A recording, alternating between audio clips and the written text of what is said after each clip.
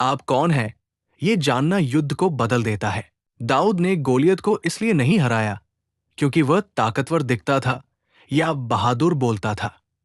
उसने इसलिए जीत पाई क्योंकि वह जानता था कि परमेश्वर के साथ उसका स्थान क्या है।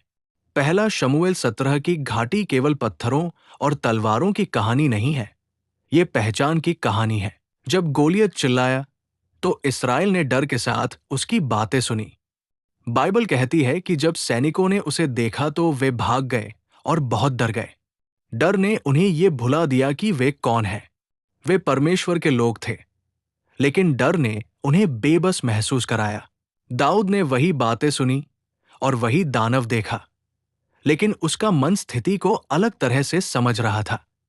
उसने पूछा, ये फिलिस्ती कौन है जो जीवते परमेश्वर की सेनाओं को ललकार रहा है? दाऊद का ध्यान आकार या कौशल पर नहीं था, बल्कि वाचा पर था। वो जानता था कि गोलियत परमेश्वर का नहीं है, लेकिन इस्राएल परमेश्वर का है। दाऊद ने अपनी ताकत पर भरोसा नहीं किया। जब शाऊल ने उस पर शक किया, तो दाऊद ने याद किया कि कैसे परमेश्वर ने उसे सिंह और भालू से छुड़ाया था। उसने कहा, वही प्रभु मुझे इस फिलिस्ती के हाथ से भी छुड़ाएगा।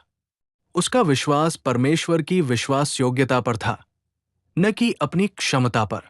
उसने शाऊल का कवच पहनने से भी इनकार कर दिया। वो देखने में सही था, लेकिन दाऊद को फिट नहीं हुआ।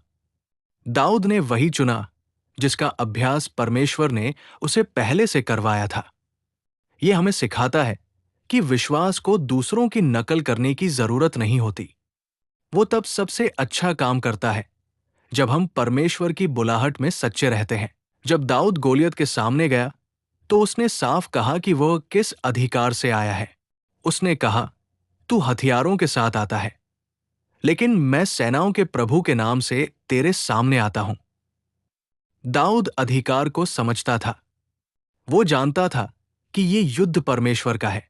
उद्देश्य दाऊद की प्रसिद्धि नहीं था, बल्कि परमेश्वर की महिमा, ताकि सारी दुनिया जाने कि सच्चा परमेश्वर कौन है।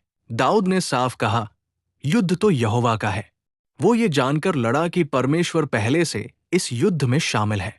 यही सच्चाई उसे आगे बढ़ने का साहस देती थी।